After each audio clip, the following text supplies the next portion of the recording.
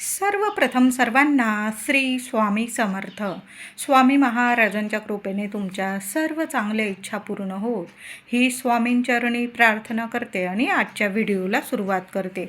उद्या 11 जुलै 2026 शनिवार दिवशी योगिनी एकादशी म्हणजेच भागवत एकादशी आलेली आहे. बघा, 11 तारखेला सूर्योदय बघितलेली असल्यामुळे एकादशी, भागवत एकादशी ही 11 तारखेला आपण साजरी करायची आहे. संपूर्ण दिवस हा शुभ आहे. त्याचबरोबर शनिवारी ही भागवत एकादशी आल्याने या झाडाला नक्की स्पर्श करून यायचा आहे. तर ते झाड आहे पिंपळाचं. सर्वांनी सकाळी किंवा 5 वाजेच्या आत पिंपळाच्या झाडाला जरूर स्पर्श करून यायचा आहे. एखादा दिवा लावता आला आणि एक गुळाचा खडा पिंपळाखाली ठेवता आला तर आवर्जून ठेवून यायचा आहे. जाताना बरोबर थोडंसं पाणी, पाण्यात थोडं दूध आणि चिमूटभर साखर टाकून असं दूध मिश्रित, साखर मिश्रित पाणी पिंपळाच्या झाडाला अर्पण करा. एक गुळाचा खडा पिंपळाच्या झाडाखाली एखाद्या कागदावर किंवा एखादं पान पडलेलं असेल पुसून घ्या आणि त्यावर तो गुळाचा खडा ठेवायचा आहे. आणि तुपाचा किंवा तेलाचा, तुमच्याकडं मोहरीचं, तिळाचं तेल असेल चालेल, जे तेल तुम्ही देवांच्या दिव्यांसाठी वापरता ते तेल घ्या. दुहेरी वाट टाका. मातीची पंती जरी घेतली चालेल किंवा तुमची फुलवात तयार असेल, फुलवातीचा दिवा तुम्ही मातीच्या पंतीत लावून यायचा आहे. दीपदान करायचं आहे उद्या पिंपळाच्या झाडाखाली. काही नाही जमलं ना तुम्हाला उपवास वगैरे तरीही चालेल. महिलांनो, दादांनो, फक्त उद्या पिंपळाला स्पर्श करा. 21 प्रदक्षिणा घाला किंवा 11 घाला, 5 घाला, पण पिंपळाला स्पर्श करा आणि प्रदक्षिणा घालून ओम नमो भगवते वासुदेवाय नमः, ओम श्रीम नमः या मंत्राचा जप करून प्रदक्षिणा घालून स्पर्श करून एक दिवा उद्या भागवत एकादशीला पिंपळाच्या झाडाखाली जरूर लावा.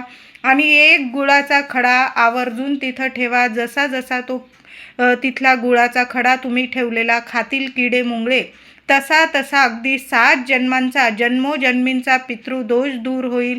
आणि ज्या अडीअडचणी आहे तुमच्या आयुष्यात, मग शिक्षण, नोकरी, व्यवसाय किंवा कुठलाही काही ना काही अडीअडचणींना तुम्ही सामोरे जात असाल, सर्व अडीअडचणी दूर होतील. कुठला मोठा शत्रू तुम्हाला विनाकारण त्रास देत असेल तर लक्ष्मी नारायणांच्या कृपेने, आशीर्वादाने तो सुद्धा गुडघे टेकून देईल, माफी मागेल.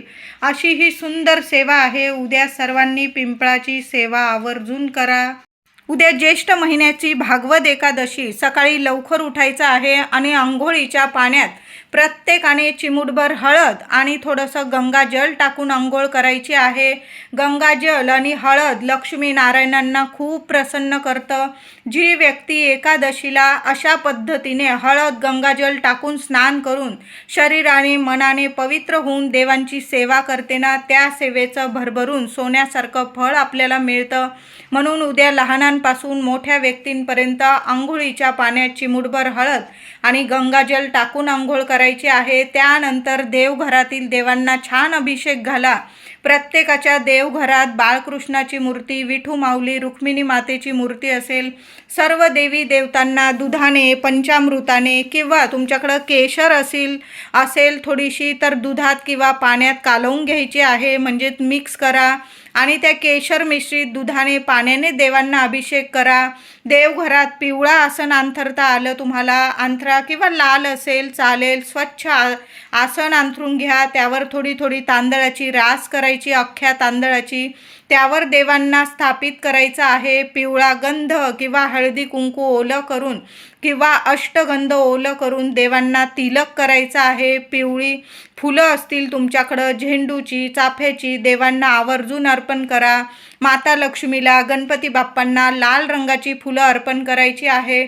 उद्या जेवढी तुळस असेल ना तुमच्याकडं, विठू माऊलीला, बाळकृष्णांना ओम नमो भगवते वासुदेवाय नमः या मंत्राचा जप करत करत देवांना तुळशीचा अभिषेक करायचा आहे. 1 पान असो किंवा 1000 पानं असो तुमच्याकडं, तुळशीचे पानं चांगले बघून घ्या. तुटलेली वगैरे घेऊ नका. स्वच्छ बघून तुळस देवांना अर्पण करायची आहे. उद्या देवघरात नैवेद्य गूळ खोबऱ्याचा दाखवा किंवा तुम्ही खीर देवांना तांदळाची खीर नैवेद्यात ठेवू शकतो. आपण एकादशीला तांदूळ खात नाही, पण देवांचा उपवास नसतो. आपण देवांसाठी उपवास करत असतो. तुळशी माता देवांसाठी उपवास करत असते. तर देवांना तुम्ही शिऱ्याचा नैवेद्य दाखवू शकता, खिरीचा नैवेद्य दाखवू शकता, वेगवेगळ्या फळांचा नैवेद्य दाखवू शकता, गूळ खोबऱ्याचा नैवेद्य दाखवा, पिवळी मिठाई असेल मिठाईचा नैवेद्य दाखवा. त्या नैवेद्यावर एक का होईना तुळशीपत्र जरूर ठेवा. बघा, आपला नैवेद्य लगेच देव स्वीकारतात आणि सोन्यासारखं फळ आपल्याला देतात. जेवढी सेवा होईल ना उद्या देवघरात तेवढी करायची आहे. उद्या कुणीच तुळस तोडू नका. देवांच्या सेवेसाठी आधीच तुळस तोडून ठेवायची आहे किंवा तुम्ही फुलवाल्या दादांकडून विकत आणा. उद्या एखादी तुळस लावता आली तर आवर्जून लावा. बघा, पुढं 25 तारखेला देवशयनी म्हणजेच आषाढी एकादशी आलेली आहे.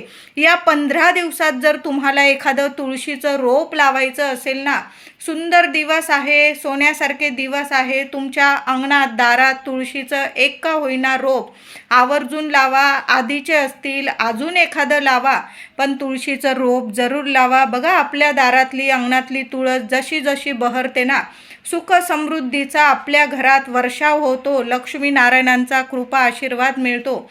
म्हणून तुळशीचं रोपं जेवढे लावता येईल ना दारात अंगणात जरूर लावा. खिडकी असेल तुमची, खिडकीत लावा, पण तुळशीचं रोप आवर्जून लावा.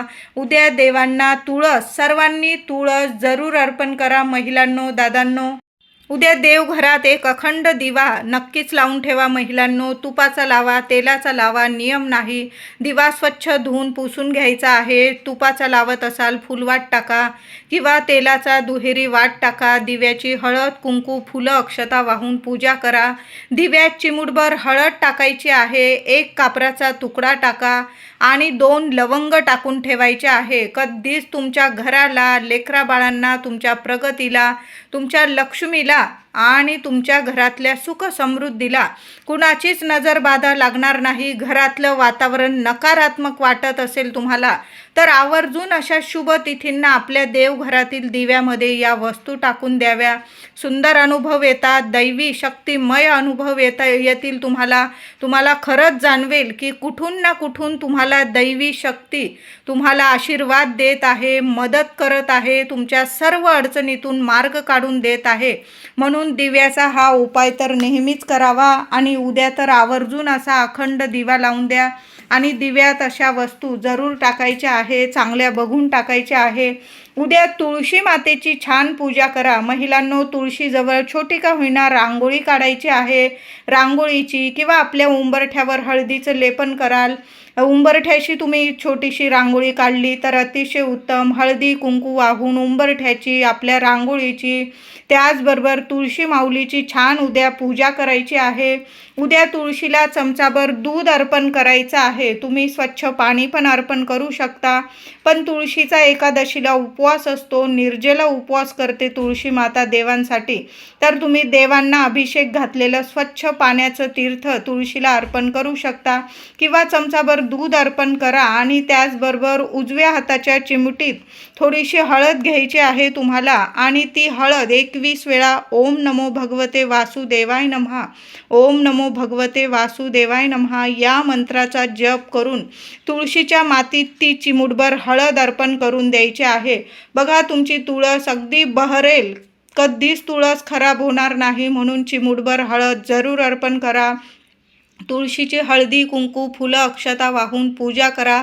तुळशीजवळ सुद्धा उद्या दोन्ही वेळेला गाईच्या तुपाचा दिवा, अगदी थोड्या वेळ चालला ना चालेल, पावसाळ्याचे दिवस आहे, हवा वगैरे असते, पण थोड्या वेळ का होईना 5 मिनटं जरी चालला, देवांचं नामस्मरण करा आणि तुळशीजवळ गाईच्या तुपाचा दिवा आवर्जून लावा. दोन्ही वेळेला सेवा करा. मुख्य दाराशी सुद्धा माता लक्ष्मीच्या स्वागतासाठी एक गाईच्या तुपाचा किंवा तेलाचा तुम्ही दिवा जरूर लावायचा आहे. संध्याकाळी जरी ही सेवा केली, दोन्ही वेळेला करत असाल तर अतिशय उत्तम. उत्तम, नाही जमलं किमान संध्याकाळी तरी जरूर करा.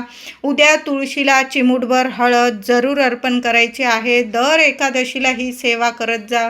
चांगले अनुभव येतील तुम्हाला. तुमची तुळस तर बहरेल, कधीच खराब पण होणार नाही. बघा हळद आपल्याला थोडं लागलं तरी आपण हळद लावतो, आपली जखम लगेच भरून निघते. तर तशीच हळद आपण जर चिमूटभर हळद तुळशीला प्रत्येक एकादशीला अर्पण केली ना, लक्ष्मीनारायणांची भरभरून कृपा होते. घरात शुभ मंगल गोष्टी घडून येतात, कधीच कशाला कमी पडत नाही. म्हणून हळदीचे उपाय उद्या जेवढे कराल ना तेवढे कमीच आहे. भरभरून तुमच्या घरात सोन्यासारखं सुख समृद्धी येईल. हळदीचे उपाय दर एकादशीला जरूर करावे. उद्या एक वेळा का होईना विष्णू सहस्त्र नामावली जरूर पठण करा. सकाळी किंवा संध्याकाळी देवघरासमोर आसन घेऊन बसा. दिवा अगरबत्ती लावून ठेवा. एक अखंड दिवा तर आपण लावणारच आहोत.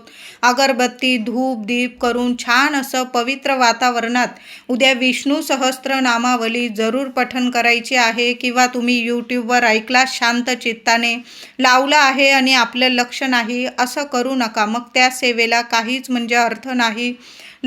तुम्ही यूट्यूबवर ऐकत असाल तर शांत चित्ताने, अगदी शांत शब्द आपल्याला कळला पाहिजे, हृदयापर्यंत पोहोचला पाहिजे. आपल्या वास्तूला सुद्धा आपल्या देवांची सेवा समजली पाहिजे. वास्तू नेहमी प्रसन्न राहते आपली. अशा शुभ तिथींना देवांची सेवा जर असं मोठ्या स्वरात जर केली आपल्या वास्तूत, तर आपल्या वास्तूतली नकारात्मकता कायमची नष्ट होते आणि कायम सकारात्मकता येते, पवित्रता येते, घरात दैवी अनुभव येतात. म्हणून उद्या विष्णू सहस्त्र नामावलीची सेवा सर्वांनी करा. त्याचबरोबर व्यंकटेश स्तोत्र तुम्हाला पठण करता आलं तर आवर्जून पठण करा. 1 वेळा पठण करा किंवा 11 वेळा पठण करा. मी तर म्हणते भागवत एकादशी ते आषाढी एकादशी असं 15 दिवसात रोज जरी तुम्ही 1 वेळा व्यंकटेश स्तोत्र देवघरासमोर तुपाचा दिवा अगरबत्ती लावून 1 वेळा जरी पठण केलं ना, काही लोक तर रात्री 12 वाजता सेवा करतात. नाही आपल्याला एवढं जमत, दिवसभरात केव्हाही तुम्ही ही सेवा करू शकता. स्वच्छ कपडे घालावे. आंघोळ वगैरे केल्यानंतर तुम्ही स्वच्छ वस्त्र नेसून, अगदी कोरे वस्त्र नेसूनच सेवा करा असं नाही, धुतलेले स्वच्छ वस्त्र नेसून देवांची सेवा करायची आहे. व्यंकटेश स्तोत्राची या 15 दिवसात तर आवर्जून सेवा करा. 1 वेळा जरी पठण केलं ना या 15 दिवसात, 15 वेळा जरी पठण केलं नाही तर 11 दिवस तुम्ही सेवा करू शकता. पण आषाढी एकादशीपर्यंत भगवान श्रीहरी विष्णूंची जेवढी सेवा होईल ना तेवढी आवर्जून करायची आहे. उद्या माता लक्ष्मीला देवघरातील माता लक्ष्मीच्या मूर्तीवर किंवा श्रीयंत्र असेल, आपण जेव्हा नारायणांची सेवा करतो ती नारायणांची सेवा केव्हा पूर्ण होते, जेव्हा आपण माता लक्ष्मीची सेवा करतो. आणि माता लक्ष्मीची सेवा केव्हा पूर्ण होते, जेव्हा आपण नारायणांची सेवा करतो. म्हणून माता लक्ष्मीच्या मूर्तीवर श्रीयंत्रावर 11 वेळा 21 वेळा ओम श्रीम नमः ओम श्रीम नमः या मंत्राचा जप करत करत तुम्हाला कुंकुमार्चन करायचं आहे. त्यानंतर ते कुंकू दुसऱ्या दिवशी नीट ठेवून द्या एखाद्या डबीत. रोज अंघोळीनंतर महिलांनो लावत जा. सुख सौभाग्य तर वाढेलच, पण घरात लक्ष्मी नारायणांची इतकी कृपा होईल की कधीच कशाला कमी पडणार नाही.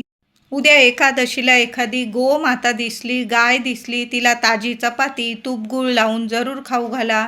किंवा तुमच्याकडं पुरणपोळी बनवलेली असेल तुम्ही ती खाऊ घालू शकता. साधी चपाती तूप गूळ लावून खाऊ घातली तरीही चालेल. किंवा तुम्ही लांब आहात आणि तुम्हाला गोमाता दिसली तर तुम्ही तिथं ताई असतील त्या गाय सांभाळणाऱ्या, दादा असतील त्यांच्याकडून 10-20 रुपयाचा हिरवा चारा जरी घेऊन गाईला खाऊ घातला ना तरी पण छान, खूप सुंदर अनुभव येतात. यामुळे सुद्धा कितीतरी पितृदोषातल्या अडीअडचणी जरूर 99% अडीअडचणी दूर होतात. मुलांना शिक्षण, नोकरी, हवी तशी प्रगती मिळते. घरात लक्ष्मीनारायणांची अखंड कृपा प्राप्त होते. म्हणून गायीची उद्या सेवा आवर्जून सर्वांनी करा. गोमाता जिथं दिसेल ना तिथं आवर्जून ताजी चपाती तूपगूळ लावून खाऊ घाला किंवा हिरवा चारा खाऊ घाला.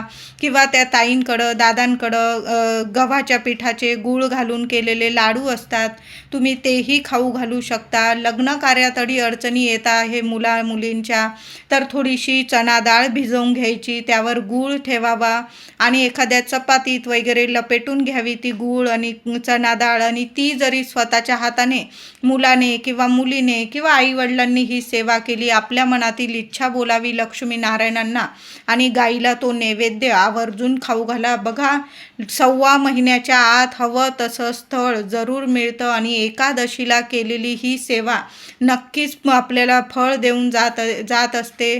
तुमची मुलगी असेल, नारायणासारखा तुम्हाला जावाई मिळेल, नारायणासारखा त्या मुलीला पती मिळेल, किंवा मुलगा असेल तर लक्ष्मीसारखी त्याला पत्नी मिळेल, लक्ष्मीसारखी तुम्हाला सून वगैरे मिळेल. अशी सुंदर सेवा आहे. म्हणून गोमातेची ही सेवा दर एकादशीला किंवा अशा शुभ तिथी असतात ना तेव्हा आवर्जून करायची असते.